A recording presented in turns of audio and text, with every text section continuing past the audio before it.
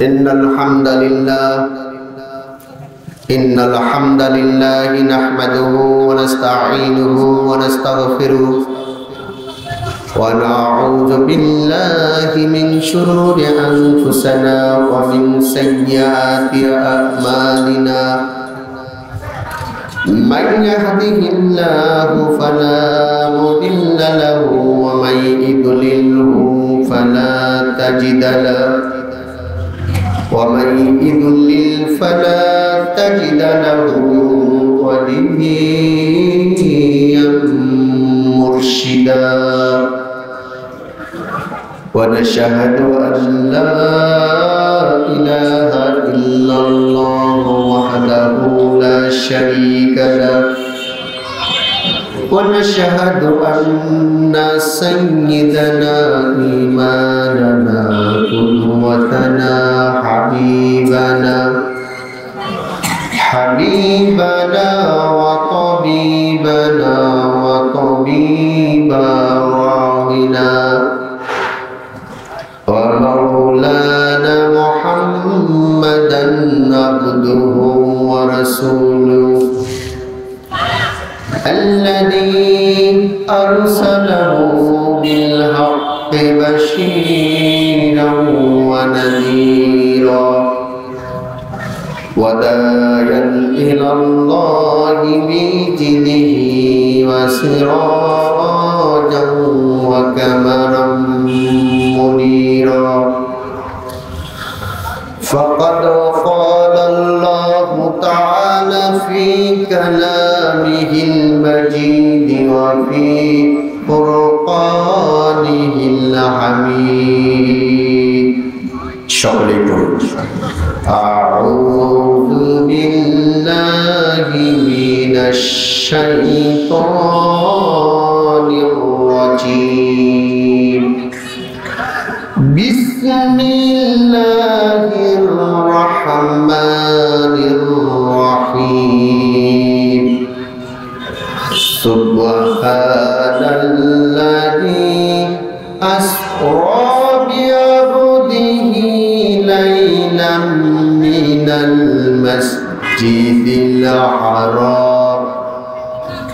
من المسجد الحرام إلى المسجد الأقصى الذي باركنا حوله لنريه من آياتنا إنه هو السميع البصير وقال عليه الصلاة والسلام والذي نفسي بيده وددت أن لو قاتلوا في سبيل الله ثم اقتلوا ثم اقتلوا ثم أحيا وقال عليه الصلاة والسلام من قاتل في سبيل الله فوق نكاته وجبت له الجنة وقال تعالى في كلامه المجيد وفي فرقانه الحميد إن الله وملائكته يصلون على النبي يا أيها الذين آمنوا صلوا عليه وسلموا تسليما সবাই পড়ুন আল্লাহুম্মা সাল্লি আলা সাইয়্যিদিনা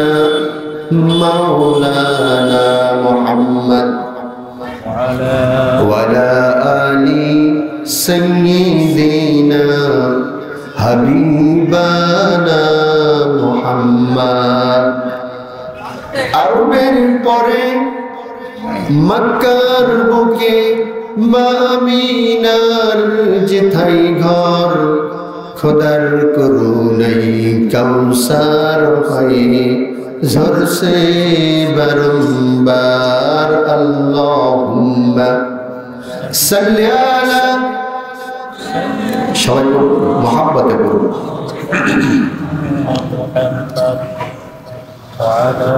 আলি সাইয়্যিদিনা হাবিবানা মুহাম্মদ কত ব্যথা কত ভাবে সয়েছ যে তুমি তোমারি খুনে লাল তায়েফের ভূমি মুহাম্মদ মুস্তাফা আমার উসওয়ায়ে হাসানা রাতের আধারে যেন চাঁদ মধু জোছনা আল্লাহুম্মা সাল্লি আলা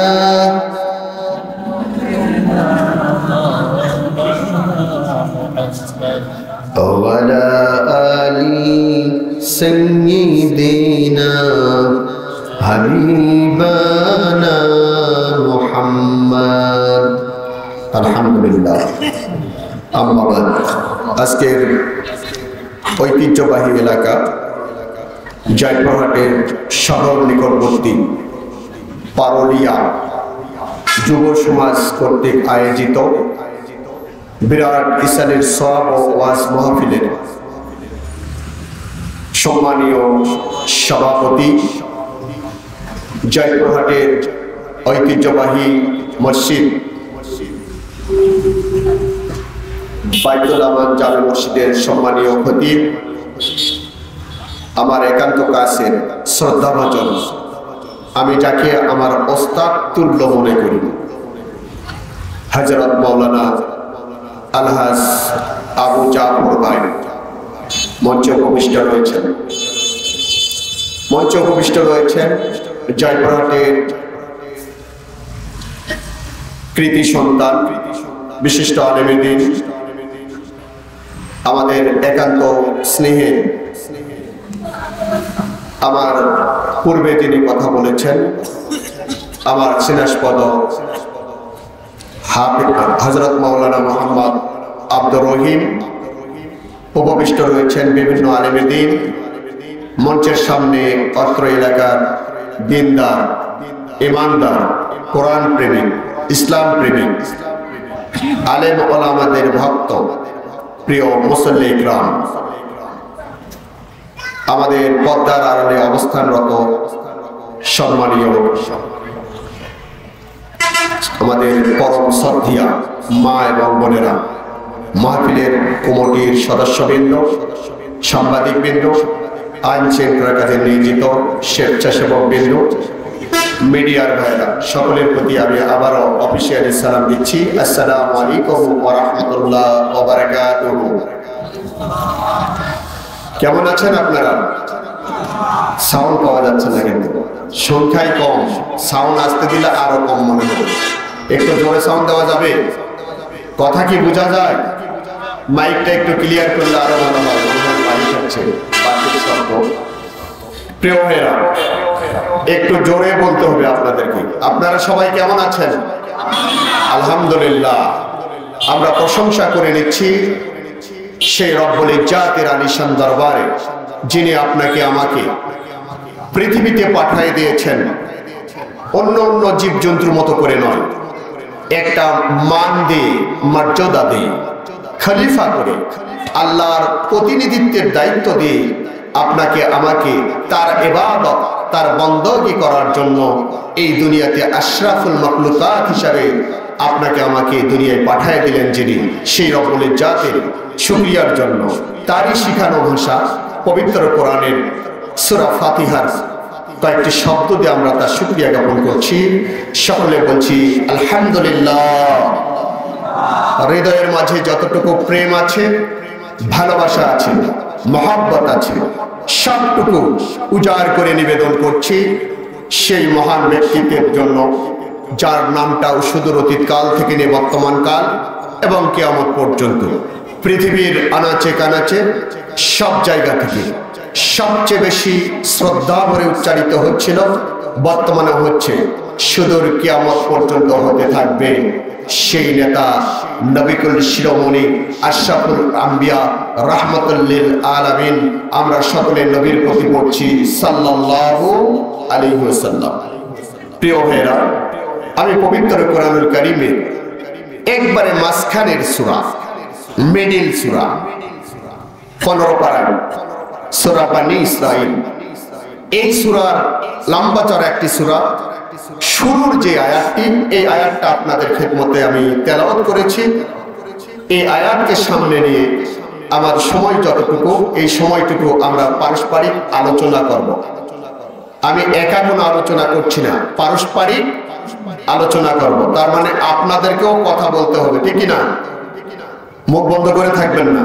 যদি এই মুখ কাজে লাগায়, আল্লাহর আয়াতের সঙ্গে নিজের জিহ্বাটাকে কাজে লাগায়, ঠোঁটটাকে নাড়ায় দিয়ে, কিয়ামতের ময়দানে এই ঠোঁট, এই জিহ্বা আপনার আমার পক্ষে, আমরা যে কোরআনের আয়াত উচ্চারণ করেছি, কোরআনের কথার মধ্যে আমরাও যে যুক্ত ছিলাম, এটা কিয়ামতের দিন আপনার আমার জন্য পজিটিভ কাজে লাগবে। আলহামদুলিল্লাহ। পারবেন তো সবাই? একটু তাকবীর দিয়ে নেই শুরুতেই। লিল্লাহি তাকবীর, লিল্লাহি তাকবীর, লিল্লাহি তাকবীর। প্রিয় ভাইরা আমার, আল্লাহর নবীর জীবনে দুইটি সফর ছিল খুবই গুরুত্বপূর্ণ। কয়টি সফর?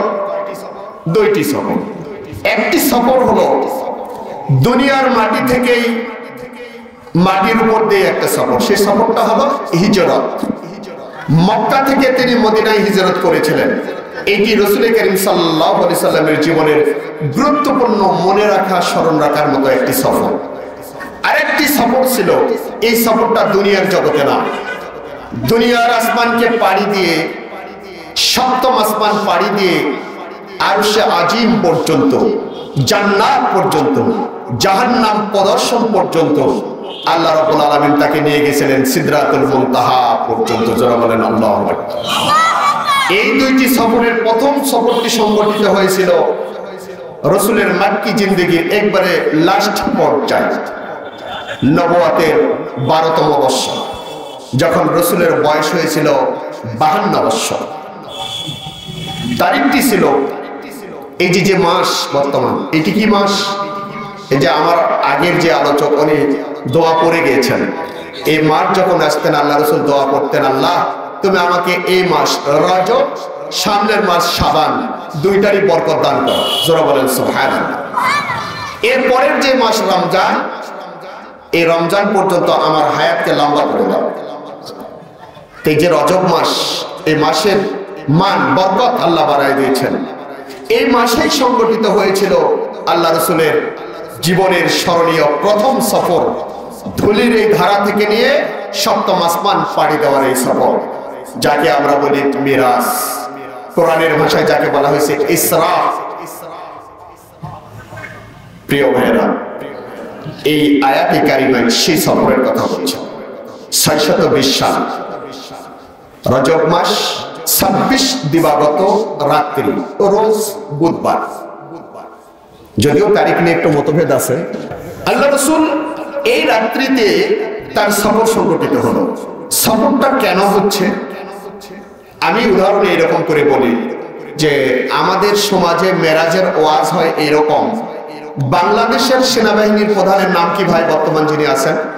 হ্যাঁ, ওয়াকিরুজ্জামান নাকি? ওনারে একটা সামরিক প্রশিক্ষণ দেওয়ার জন্য লন্ডনে নেওয়া হচ্ছে। তো 6 মাসের ট্রেনিং দিয়ে ফিরে এসেছেন। রাষ্ট্রপতি বলতেছেন যে সেনাবাহিনীর প্রধান, আপনি যে ট্রেনিং দিয়ে আসলেন, এই ট্রেনিং এ কি কি শেখানো হলো আপনাকে, এটা আমার কাছে বলেন। তো উনি বললেন যে দেখেন, আমারে যখন নেওয়া হলো তখন প্রথমে আমি একেবারে শাহজালাল বিমানবন্দরে গেলাম। ওখান থেকে প্লেন এনে একেবারে 10-12 মাইল উপর দিয়ে, প্লেন উপর দিয়ে যাচ্ছিল। আমি নিচের দিকে তাকায় দেখি বড় বড় পদ্মা, মেঘনা, যমুনাগুলো ছোট ছোট সরু ড্রেনের মতন দেখা যায়। তো যারা উপস্থিত ছিল রাষ্ট্রপতির কাছে সবাই শুনে বললেন সুবহানাল্লাহ, এত বড় নদী মাত্র ড্রেনের মতো দেখা যায়। তো এরপর বলছেন আমি নিচের দিকে তাকায় দেখি বড় বড় আম গাছ, জাম গাছগুলো ছোট মরিচের গাছের মতো দেখা যায়। এই কথা শুনে আবার সবাই বললেন সুবহানাল্লাহ। এরকম তো খুব বড় আশ্চর্য খবর। আচ্ছা বলেন তো, রাষ্ট্রপতি কি বলেছিলেন যে আপনি যে লন্ডন গেলেন কি ট্রেনিং দিয়ে আসলেন, আর উনি শুরু করেছেন কি যাত্রার কাহিনী শুরু করেছেন। তো এরপরে বললেন যে এরপরে আমাকে লন্ডনে নামানো হলো, সেখানে তো রাত্রিবেলা নামলাম বিমান থেকে, নামে দেখি আশ্চর্য ব্যাপার, এখানে দিন রাত চিনার কোনো উপায় নেই, এত লাইটিং, দিন রাত লন্ডন বোঝা যায় না, সব সমান। এই কথা শুনে আবার সবাই বললেন সুবহানাল্লাহ। এরপরে কি দেখলাম, ওই দেশে তো কোনো মানুষ তরকারির মধ্যে মরিচ দেয় না, সব মশলা দিয়ে রান্না করে, আবার সুবহানাল্লাহ। এরপরে বললেন ওই দেশে আমাদের দেশের মতন শ্যামলা কালার কালো রঙের কোনো মানুষ নেই, সব সাদা ধবধবে চামড়ার মানুষ, সবাই আবার বললেন সুবহানাল্লাহ। বললেন এরপরে বলছেন আবার ব্যাক করলাম, প্লেনে উঠলাম, উপর দিয়ে এসে শাহজালাল বিমানবন্দর থেকে নামে এই আপনার কাছে আসলাম। বলেন তো এত বর্ণনার মধ্যে সেনাবাহিনীর প্রধানকে কি ট্রেনিং দেওয়া হলো, এইটা যে রাষ্ট্রপতি শুনতে চেয়েছিলেন, এটা কি বর্ণনা করা হয়েছে? তাহলে শুধু ভ্রমণ কাহিনী বর্ণনা করা হচ্ছে, মূল যে শিক্ষাটা সেটা বর্ণনা করা হয়নি, ঠিক কিনা বলেন? একইভাবে আমাদের সমাজের আল্লাহ রসুলের মেরাজের যে কাহিনী বর্ণনা করা হয়, শুরু করা হয় কাবা হাতিম থেকে, আল্লাহ রসুলকে নেওয়া হলো, এরপরে বোরাক আসলো, রফরফ আসলো, বিভিন্ন জায়গায় ঘুরলেন। কিন্তু কেন নেওয়া হলো, কি উদ্দেশ্যে আল্লাহ রসুলকে নেওয়া হলো মেরাজে, কেনই বা নেওয়া প্রয়োজন হলো? কোন নবীর তো এত উপরে নিয়ে যাওয়া লাগলো না, আল্লাহ নবী মুহাম্মদ রাসূলুল্লাহ সাল্লাল্লাহু আলাইহি সাল্লামকে কেন নেওয়া হলো সপ্তম আসমানের উপরে? এই ঘটনা আমাদের সমাজে বর্ণনা করা হয় না। যেহেতু রাসূল কারীম সাল্লাল্লাহু আলাইহি সাল্লাম উসওয়াতুন হাসানা, প্রত্যেক মানুষের জন্য তাদের ব্যক্তি জীবন, সমাজ জীবন, রাষ্ট্র জীবন, আন্তর্জাতিক জীবন, পারিবারিক জীবন, জীবনের প্রত্যেকটা ক্ষেত্রে তিনি শিক্ষণীয় একজন মডেল, আইডল, আইকন।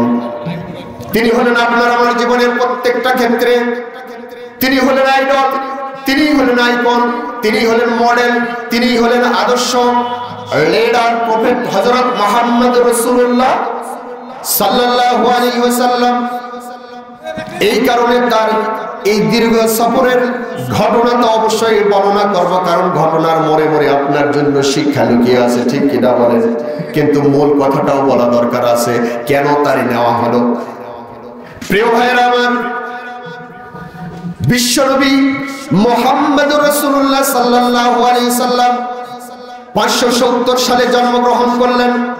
40 বছর বয়স যখন কমপ্লিট হলো, তার উপরে আল্লাহর পক্ষ থেকে কোরআনুল কারীমের আয়াত নাজিল করে দেওয়া হলো। প্রথম ওহী হেরা পর্বতের গিরি গুহায় সূরা আলাকের 5টি আয়াত নাজিল করা হলো। এই ওহী নিয়ে তিনি আসলেন, বাসায় এসে স্ত্রীকে বললেন, জাম্মিলুনি, আমাকে চাদর দিয়ে আবৃত করে দাও, আমি বড় ভয় পাচ্ছি, বড় আশ্চর্য কিছু দেখেছি। আল্লাহ রাসূলের স্ত্রী খাদিজাতুল কুবরা বললেন, আপনি যা দেখেছেন এইটা সাধারণ মানুষ দেখতে পারে না, এটা নবী এবং রাসূলেরাই দেখতে পারে, যাদের উপর ওহী নাজিল হয়। সুতরাং যে জিবরিল আমিনকে আপনি দেখেছেন, আপনার উপর যে ওহী নাজিল করা হয়েছে, কোরআন নাজিল করা হয়েছে, নিঃসন্দেহ আমি সাক্ষ্য দিচ্ছি আপনি হলেন আল্লাহর নবী। আমারে কালেমা পড়ায় দেন, জোরে বলেন আল্লাহু আকবার। রাসূল সাল্লাল্লাহু আলাইহি ওয়াসাল্লামের দাওয়াত শুরু হয়ে গেল। বিবিকে প্রথম দাওয়াত দিলেন। আমরা কি করি? নিজের খাইয়া ওই যে চট্টগ্রাম, ওই যে আমেরিকা, ভারতে যা দাওয়াত দিচ্ছি, বাড়ির লোক নামাজ পড়ে না, এটার কোনো খবর নাই, আছে না নাই? নিজের এলাকার লোকের দাওয়াত দেওয়া পারতে বেনামাজি, সুদখোর, জিনাকার, বদমাইশ, চোর, ডাকাত, ছিনতাইকারী, রাহাজানি, মদ্যপায়ী এলাকাতে ঘুরতেছে, বাড়িতেও আছে, ওখানে দাওয়াত নিয়ে কোনো চিন্তা আমার নেই। আমার চিন্তা হলো যে এখন টোপলা টাপলি যা আছে তা বাদে নিয়ে চলে যাওয়া চট্টগ্রাম। কি বলেন, আগে দাওয়াত কোথায় থেকে শুরু হবে ভাই? এইটা কে শিক্ষা দেবেন? দাওয়াত স্টার্ট হবে কোথায় থেকে? শিক্ষা নিতে হবে উসওয়াতুন হাসানা নবী মুহাম্মদুর রাসূলুল্লাহর জীবনী থেকে, ঠিক কিনা বলেন? রাসূল সাল্লাল্লাহু আলাইহি ওয়াসাল্লাম স্ত্রীকে দাওয়াত দেন, খাদিজা আমি যদি নবী হই তাহলে কালেমা গ্রহণ করো। কালেমা পড়াই নিলেন, লা ইলাহা ইল্লাল্লাহু মুহাম্মাদুর রাসূলুল্লাহ। খাদিজাতুল কুবরা উম্মাহাতুল মুমিনিন, আমাদের মা কালেমা পড়াই নিয়ে বললেন আমি মুসলমান হয়ে গেলাম। নারীদের মধ্যে প্রথম মুসলমান, জোরে বলেন আল্লাহু আকবার। দ্বিতীয় নম্বর হযরত আবু বকর সিদ্দিক রাদিয়াল্লাহু আনহু, তারা বললেন দোস্ত আমার কাছে তো এরকম একজন লোক আসছিল, এরকম 5টা আয়াত নাযিল করে গেছে, কথাগুলো এরকম, তোমার কি মনে হয়? আল্লাহ রাসূল বললেন আবু বকর এগুলো কি? বললেন নিশ্চয়ই আমি বুঝতে পেরেছি, আপনি হলেন আল্লাহর নবী, আপনি হলেন আল্লাহর পক্ষ থেকে পাঠানো প্রেরিত পুরুষ মেসেঞ্জার রাসূল। আপনার আমি 20 বছরের বন্ধু, কেন আপনি ইতস্তত করছেন? আমার সামনে দাওয়াত দেন। আল্লাহ রাসূল দাওয়াত দিলেন। আবু বকর সিদ্দিক হাতের উপর হাতটা দিয়ে বন্ধুর কাছে দাওয়াত গ্রহণ করে ইসলাম কবুল করে মুসলমান হয়ে গেলেন। জোরে বলেন আল্লাহু আকবার।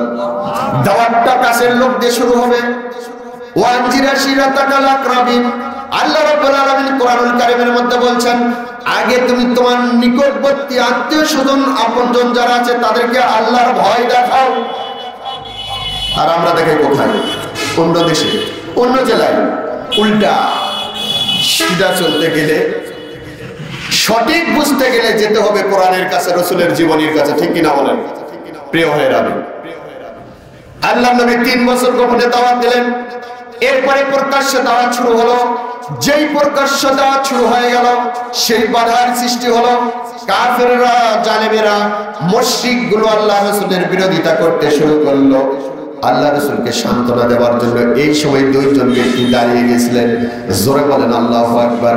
একজন হলো ওনার প্রিয়তমা স্ত্রী খাদিজাতুল কুবরা, ইসলাম প্রচারের জন্য, ইসলাম আল্লাহর জমিনে কায়েমের জন্য, আল্লাহ রাসূলের দাওয়াতি মিশনকে এগিয়ে নেওয়ার জন্য ইসলামের পথে তার সম্পদ ছিল অঢেল।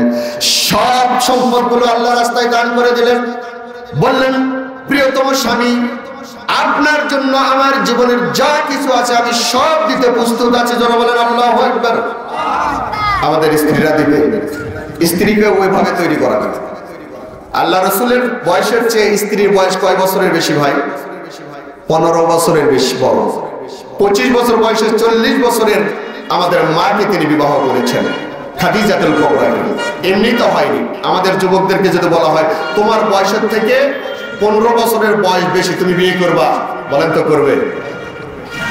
এই বিবাহের মধ্যে হিকমত ছিল, আল্লাহ তাআলা এই বিবাহ সংগঠিত করে দিয়েছেন। আরেকজন মানুষ ছিলেন, ইসলাম কবুল করেননি, হযরত রাসূল করিম সাল্লাল্লাহু আলাইহি সাল্লামের প্রিয়তম চাচা আবু তালিব। তিনি হযরত আলী পিতা ছিলেন। আবু তালিব তিনি আল্লাহ রাসূল দিনের দাওয়াতি কাজ করেন। কাফেররা বাধার সৃষ্টি করে, বিভিন্ন প্রকার জুলুম নির্যাতন, কেউ বলে এটা পাগল, কেউ বলে জাদুকর, এটা হলো গণক।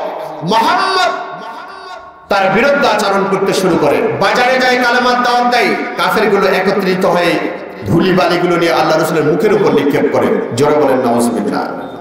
এরকম আলেম বিরোধী মানুষ তো আগে ছিল, এখন নাই নাকি? হুজুরদেরকে দেখলে চুলকানি শুরু হয়, এরকম মানুষ নাই? হুজুরদেরকে দেখলে তার ভালো লাগে না, পছন্দ হয় না, এরকম লোক নাই? কালেমার দাওয়াত দিলে তার বিরুদ্ধে শুরু করে, ওর সমালোচনা শুরু করে, এরকম লোক সমাজে নাই? আছে বলেই তো গত কয়েক বছর ধরে এই দেশকে আলেম শূন্য করার ষড়যন্ত্র, চক্রান্ত, জাল বোনানো হয়েছিল, ঠিক কিনা বলেন? ইসলামী চিন্তাবিদ যারা ছিল মুফাসসিরে কোরআন, যারা বাংলাদেশের টেকনাফ থেকে তিতুলিয়া, রূপসা থেকে পাতুরিয়া, বাংলাদেশের প্রত্যেকটি রন্ধে রন্ধে আল্লাহর কোরআন, আল্লাহর জমিনে আল্লাহর দ্বীন কায়েমের জন্য কাজ করেছিল, সেই সমস্ত ইসলাম প্রিয়, কোরআন প্রিয়, দ্বীনদার, ইসলামী চিন্তাবিদ, আন্তর্জাতিক খ্যাতি সম্পন্ন মুফাসসিরে কোরআনদেরকেও তারা বিষের ইনজেকশন দিয়ে দুনিয়া থেকে বিদায় করে দিয়েছে, ঠিক কিনা বলেন? ফাঁসি দেওয়া হয়েছে, বুলেটের আঘাতে রক্তে রঞ্জিত করে দেওয়া হয়েছে, কত জনকে শহীদ করে দেওয়া হয়েছে, তার ইয়াত্তা নাই, তা গুণে শেষ করা যাবে না। তার মানে ওই সময়কার আবু জেহেল, উতবা, সাইবা তারা যে কাজ করেছিল, আবু জেহেল মারা গেছে, উতবা মারা গেছে, সাইবা মারা গেছে, আবু লাহাব মারা গেছে, কিন্তু তাদের প্রেতাত্মাগুলো যুগ যুগ ধরে পৃথিবীর বিভিন্ন জায়গাতে ছড়িয়ে ছিটিয়ে আছে। যখন আল্লাহ রাসূলের কালেমার ওই দাওয়াত সত্যপন্থী আলেম উলামারা যখন নিয়ে ছুটিয়ে যাবে বাংলাদেশের এক প্রান্ত থেকে অপর প্রান্তে, এই সমস্ত আবু জেহেল, উতবা, সাইবা, আবু লাহাবের প্রেতাত্মারা যখন জাগে উঠবে, এদের বিরোধিতা করবে, এদেরকে ফাঁসিতে ঝোলাবে, এদের নামে 10টা 20টা 20টা মামলা লাগাই দিবে, রিমান্ডে নিবে, জুলুম করবে, নির্যাতন করবে, তখন বুঝতে আর বাকি থাকবে না যে এরা হলো আবু জেহেলের উত্তরসূরি। ঠিক কিনা বলো? প্রিয় ভাইয়েরা, বিশ্বনবী দাওয়াত দিচ্ছেন, তাকে পাগল বলা হচ্ছে, জাদুকর বলা হচ্ছে। রাসূল সারাদিন ক্লান্ত শ্রান্ত শরীর নিয়ে দিনের যেখানে যাকে পান কালেমা দাওয়াত দেন, আল্লাহর পক্ষ থেকে দায়িত্ব পেয়েছেন। রাতের বেলা বাসায় ফিরেছেন, গোটা শরীর রক্তে রঞ্জিত। সেই সময় সান্ত্বনার বাণী মাথায় হাত বুলাই দিয়ে, মাথার চুলে তেল দিয়ে দিয়ে, শরীরটা ভিজা কাপড়টা মোছাই দিয়ে শরীরটা ফুলে গিয়েছে কাফেরদের আঘাতে। খাদিজাতুল কুবরা বলছেন, ইয়া রাসূলুল্লাহ, আপনি ভেঙে পড়বেন না, আমি আপনার সঙ্গে আছি। আপনি আল্লাহর পক্ষ থেকে যে দায়িত্ব পেয়েছেন, এই দায়িত্ব আপনি প্রত্যেকটা মানুষের কানে কানে পৌঁছায় দিবেন। এর জন্য নিরাশ হবেন না, হতাশ হবেন না, আমি আপনার সঙ্গে আছি। যারা বলেছেন, আরেকজন তার চাচা আবু তালেব একই কথাই বললেন, ভাস্তা, আমি যদিও কালেমা গ্রহণ করিনি, মুসলমান হইনি, তবে এ কথা সত্য, তুমি যা করছো তা ভালো কাজ করছো। এরকম লোক আমাদের সমাজে নাই ভাই, আছে অনেকে আবু তালেবের ভূমিকায় আছেন। আমি পারি না, তোমরা পারো, করো, তোমরা ভালো কাজ করতেছো, আমি তোমাদের সহযোগিতা করতেছি, এরকম লোক নাই? এই লোকগুলো ইসলামী আন্দোলনের জন্য ভূমিকা পালন করেন। তো বললেন, কাফেরেরা তোমার উপর কোনো আঘাত করলে আমারে জানাবা, আমি তোমাকে আমার জীবন দিয়ে, আমি তালেব, আমি তোমার চাচা, জীবন দিয়ে হলেও তোমার কাজের অগ্রগতিকে আমি থামতে দিব না, তুমি তোমার কাজ চালাই যাও। জোরে বলেন আল্লাহু আকবার। নবুয়তের 10ম বৎসরে আমুল হুজুন বলা হয়, চিন্তার বৎসর বলা হয়। ওই বৎসরে খাদিজাতুল কুবরা ওই বয়সে আল্লাহ রাসূলকে, ওই বৎসরে আল্লাহ রাসূলকে সবচেয়ে যিনি সহযোগিতা করতেন, প্রিয়তম চাচা আবু তালেব, তিনি মারা গেলেন, বিবিকে হারালেন। আল্লাহ রাসূল বড় অসহায়। এতদিন ধরে কালেমার দাওয়াত দিয়েছি, ইসলামের দাওয়াত দিয়েছি, যখনই কাফেরদের কাছে বাধা হয়েছে, তখনই আমার চাচা এসে সামনে দাঁড়িয়ে গেছে, কাফেররা আর আমাকে সাহস করতে পারেনি। আজকে চাচা যার বিদায় হয়ে গেল, বাসায় যখন ফিরতাম সান্ত্বনার হাত বুলিয়ে দিত আমার শরীরে। আমার প্রিয়তমা স্ত্রী খাদিজাতুল কুবরা, সেও তো বিদায় হয়ে গেল। এখন আমি কালেমার দাওয়াত কার কাছে নিয়ে যাব? কে আমাকে সহযোগিতা করবে? নাকি আমারে মেরেই ফেলবে? কাফেরদের কাজই তো তাই, হককে মিটিয়ে দেওয়ার জন্য, হককে জমিন থেকে উৎখাত করার জন্য যত ষড়যন্ত্র চক্রান্ত সবগুলোর জাল তারা বোনায় রাখে। ঠিক কিনা বলে?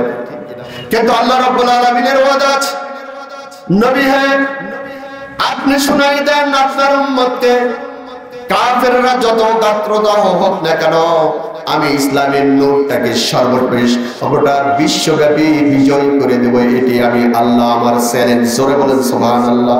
ওয়ালাউ কারিহাল মুশরিকুন, যদিও মুশরিকরা এটা পছন্দ করে না, ওয়ালাউ কারিহাল কাফিরুন, যদিও কাফেররা এটা পছন্দ করবে না। তার মানে বোঝা যায় ইসলাম প্রচার করার কাজে যে মানুষগুলো বাধার সৃষ্টি করে, ইসলাম কায়েম হতে দেয় না।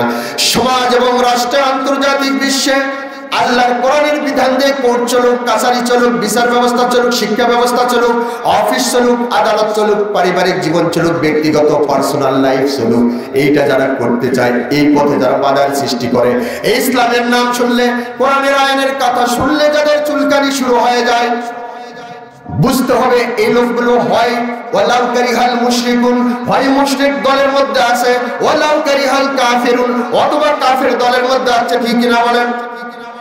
কোরআন ফতোয়া দিচ্ছে, আমাদের ফতোয়া না। প্রিয় ভাইরা, এই কঠিন একটি সময় অতিক্রান্ত করে আল্লাহ রাসূল হতাশ। দিনের দাওয়াতি কাজ কোথায় নিয়ে যাব? বাধার সৃষ্টি হচ্ছে। এই সময় আল্লাহ তাআলা দেখলেন তারে সান্ত্বনা দেওয়ার, দোস্তকে সান্ত্বনা দেওয়ার মতো কেউ নেই। এই অশান্ত হৃদয়কে সান্ত্বনা দেওয়ার জন্য আল্লাহ রাব্বুল আলামিন চিন্তা করলেন, দোস্ত, তোমার চাচা চলে গেছে, তোমার বিবি খাদিজাতুল কুবরাকে আমি উঠাই নিয়ে আসছি, আপনি টেনশনে পড়বেন না, আপনি টেনশন করবেন না, আমি আল্লাহ তাআলা নিজেই আপনাকে সান্ত্বনা দেওয়ার জন্য পৃথিবীতে নয়, এই ধূলির ধারাকে পাড়ি দিয়ে, সপ্তম আসমান পাড়ি দিয়ে আমার খাস দরবারে নিয়ে পাশে বসে আপনার সঙ্গে আমি কথা বলবো। জোরে বলেন সুবহানাল্লাহ। এই জন্য মেরাজ হয়েছে। মেরাজটা কত দূর হয়েছে আমাদের ধারণা আছে? মেরাজ কত দূরে গিয়েছেন আল্লাহ রাসূল? এই ঘটনা বর্ণনা করতে গিয়ে আল্লাহ রাব্বুল আলামিন কুরআনুল কারীমের মধ্যে তিনি এই বর্ণনা শুরু করেছেন এইভাবে, সকলে পড়ুন যাদের জানা আছে। সুবহানাল্লাযী আসরা বিআবদিহি লাইলাম মিনাল মাসজিদিল হারাম মিনাল মাসজিদিল হারাম ইলাল মাসজিদিল আকসাল্লাযী বারাকনা হাওলাহু লিনুরিয়াহু মিন আয়াতিনা। জোরে বলেন আল্লাহু আকবার। আল্লাহ রাব্বুল আলামিন বলছেন সুবহানাল্লাযী, মেরাজের ঘটনা বর্ণনা করতে গিয়ে আল্লাহ রাব্বুল আলামিন শুরুতে সুবহান শব্দটা ব্যবহার করেছেন। আমরা যখন আশ্চর্যজনক কোন ঘটনার কথা শ্রবণ করি তখন আমরা বলে থাকি সুবহানাল্লাহ, ঠিক কিনা বলেন? তার মানে কি? সুবহান শব্দের অর্থ হলো যাবতীয় অক্ষমতা, যাবতীয় দুর্বলতা, যাবতীয় পাপপঙ্কিলতা থেকে যিনি পূত পবিত্র, সমস্ত অক্ষমতা থেকে যিনি মুক্ত, সুপার পাওয়ার যিনি, তাকে বলা হয় সুবহান। জোরে বলেন সুবহানাল্লাহ। আল্লাহ রাব্বুল আলামিন বলছেন বান্দা শোনো, সুবহানাল্লাযী, সেই আল্লাহ রাব্বুল আলামিন যিনি সমস্ত দুর্বলতা থেকে মুক্ত, আল্লাযী, তিনি আসরা, ভ্রমণ করাইছেন, মেরাজ করেছেন বিআবদিহি, তার গোলাম নবী মুহাম্মদুর রাসূলুল্লাহ সাল্লাল্লাহু আলাইহি সাল্লামকে। তার মানে আল্লাহর নবীকে আল্লাহ রাব্বুল আলামিন কত দূর নিয়ে গিয়েছেন, কতটুকু সময় লেগেছে। সপ্তম আসমান পাড়ি দিয়ে জান্নাত দেখেছেন, জাহান্নাম দেখেছেন, হাউজে কাউসার ঘুরেছেন, যাবতীয় সব কিছু দেখে আবার দুনিয়াতে ফিরে আসতে সময় লেগেছে কতটুকু? আল্লাহ রাব্বুল আলামিন বলছেন লাইলাম মিনাল মাসজিদিল হারাম ইলাল মাসজিদিল আকসা, মসজিদে হারাম থেকে মসজিদুল আকসা দীর্ঘ পথ, ধুলির দ্বারা এ পর্যন্ত সফর কোরআন দ্বারা প্রমাণিত। ওই যে মসজিদুল আকসা, জেরুজালেমের মসজিদ থেকে নিয়ে সপ্তম আসমান পাড়ি দেওয়া, সব হলো অকাট্য দলিল, হাদিস, মুতাওয়াতির বর্ণনায়, অর্থাৎ 40 জনেরও বেশি সাহাবায়ে কেরাম বর্ণনা করে এই হাদিসগুলো প্রমাণিত হয়ে গেছে। আল্লাহ রাসূল ওই মসজিদুল আকসা পর্যন্ত নয়, আকসা মসজিদ থেকে তিনি সপ্তম আসমান পাড়ি দিয়ে দুনিয়াতে আবার ঘুরে এসেছেন, সময় লেগেছে। আল্লাহ তাআলা বলেছেন লাইলাম মিনাল মাসজিদিল হারাম, রাত পুরাটা লাগেনি। লাইলাম শব্দটা হলো নাকেরা, নাকেরার মারফা, মানে আলিফ লাম লাগালে মারফা হয়ে যেত, তখন পুরা রাত বুঝাতো, কিন্তু এখানে অনির্দিষ্ট শব্দ, রাতের একটা অংশে এই সব ঘটে গেছে। জোরে একবার সুবহানাল্লাহ বলবেন। আল্লাহ সুবহানাল্লাহ বলেছেন, আপনারা বলবেন না সুবহানাল্লাহ? এতটুকু সময়ের মধ্যে এত দূর ঘুরে আসলেন কেমনে? আমি আপনাদেরকে ছোট্ট একটা ধারণা দিই, রাসূল সাল্লাল্লাহু আলাইহি সাল্লামকে আসলে কত দূর নেওয়া হয়েছিল। বিশ্বনবীকে যেখানে নেওয়া হয়েছিল এটা ধারণা নেবার জন্য বৈজ্ঞানিক কয়েকটা উদাহরণ লাগবে আপনাদের সামনে। 1969 সাল, মনে রাখেন 1969 সালে 20 জুলাই আমেরিকার নাসা গবেষণাগার পাশে হিস্টন বিশ্ববিদ্যালয়, এখানে বিজ্ঞানী তৈরি করা হয় আমেরিকাতে। এই হিস্টন বিশ্ববিদ্যালয়ের 3 জন বিজ্ঞানী নাসা গবেষণাগার থেকে, ওনারা 1969 সালের 20 জুলাই একটা বিমানে করে চন্দ্র অভিযান করেছিলেন। কি বলা জানা নেই আপনাদের? চাঁদে গিয়েছিলেন 3 জন। একজনের নাম ছিল নীল আর্মস্ট্রং, আর একজনের নাম হলো ওয়াল্ডেন, আর একজনের নাম হলো মাইকেল কলিন্স। এই 3 জন ব্যক্তি বিজ্ঞানী একটা বিমানে চড়ে চাঁদে গিয়েছিলেন। বিমানটার নাম হলো অ্যাপোলো 11। এই বিমানের গতি ছিল, বিজ্ঞানীরা বলতেছেন, এই বিজ্ঞানের এই যে চৌকি বিমানটা, এটার গতি ছিল 1 সেকেন্ডে 12 কিলোমিটার। সুবহানাল্লাহ বলার দরকার নাই নাকি? মানুষ তৈরি করেছে চৌকি বিমান, তার গতি হলো 1 সেকেন্ডে 12 কিলোমিটার। এইটা দিয়ে চাঁদ পর্যন্ত ঘুরে আসতে এই তিনজন বিজ্ঞানীর নভোচারীর সময় লেগেছিল ৭৬ ঘন্টা। কত ঘন্টা ভাই? ৭৬। পৃথিবীর নিকটতম উপগ্রহ হলো চাঁদ। চাঁদের দূরত্ব হলো ২,৩০,০০০ মাইল। এই ২,৩০,০০০ মাইল চাঁদে যেয়ে ঘুরে আসতে ওই বিমানে চড়ে, যার গতি হলো ১ সেকেন্ডে ১২ কিলোমিটার, সময় লেগেছে ৭৬ ঘন্টা। আল্লাহ রাসূলের সময় লেগেছে কত? ৭৬ ঘন্টা। রাতের লাইলা মিনাল মসজিদিল হারাম, রাতের একটা অংশ। জোরে একবার চিল্লাই বলেন সুবহানাল্লাহ। ৭টা হলো পৃথিবীর ২৯ ভাগের ১ ভাগ। কিন্তু আমরা দেখি কত বড় থালার মতো, ঠিক কিনা বলেন? ছোট থালার মতো। কেন? এটা কিন্তু ছোট থালার মতো না, বিশাল। এই পৃথিবী যত বড় তার ২৯ ভাগের ১ ভাগ। অনেক দূরে থাকার কারণে, ২,৩০,০০০ মাইল উপরে থাকার কারণে থালের মতো দেখা যায়। আচ্ছা, এইটুকু কি আল্লাহ রাসূল গিয়েছিলেন? না। এই যে সূর্য, সূর্য কত বড়? এই যে পৃথিবীটা যত বড়, গোটা পৃথিবী, শুধু বাংলাদেশ না, গোটা পৃথিবীটা যত বড়, এই পৃথিবী ১৩ লক্ষ গুণ বড় হলো সূর্য। এই ১৩ লক্ষ গুণ বড় সূর্যটা আমরা দেখি রুটির সমান, ঠিক না বলেন? কেন? কারণ সূর্য আছে পৃথিবী থেকে, এই মাটি থেকে কত উপরে? ১৫ কোটি কিলোমিটার দূরে। সুবহানাল্লাহ বলবেন। ১৫ কোটি কিলোমিটার দূরে থাকার কারণে পৃথিবী থেকে ১৩ লক্ষ গুণ বড় হবার পরও সূর্যকে দেখি থালার মতো। চারটিখানি কথা। এখন আল্লাহ রাসূল কি শুধু সূর্য পর্যন্ত গিয়েছিলেন? বিজ্ঞানীরা বলছেন এই যে পৃথিবী থেকে ১৩ লক্ষ গুণ বড় সূর্য, সূর্যই বড় নয়, এর চেয়ে উপরে আরো কিছু জিনিস আছে। তার নাম হলো স্টার, তারকা। কিছু কিছু তারকা আছে যে তারকা এই যে পৃথিবীর থেকে ১৩ লক্ষ গুণ সূর্য বড়, এরকম ২ কোটি সূর্যকে একটা তারকা চকলেটের মতো চুষে নিঃশেষ করে দিতে পারে। যারা বলেন সুবহানাল্লাহ। একটা তারকা ২ কোটি সূর্যকে খাইতে পারে। এর নাম হলো দত্ত তারকা। এই তারকার আলো আমরা দেখি মিটমিট করে, মনে হয় ২৫ পাওয়ারের বাল্ব জ্বলতেছে, তার চেয়েও 0 পাওয়ার মনে হয়, তাই না? তারকা কিন্তু জ্বলে। কিন্তু কেন এত ছোট? সূর্য থেকে ২ কোটি গুণ বড়, আর সূর্য থেকে অনেক উপরে থাকার কারণে ওই স্টারগুলো, তারকাগুলোকে ছোট দেখা যায়।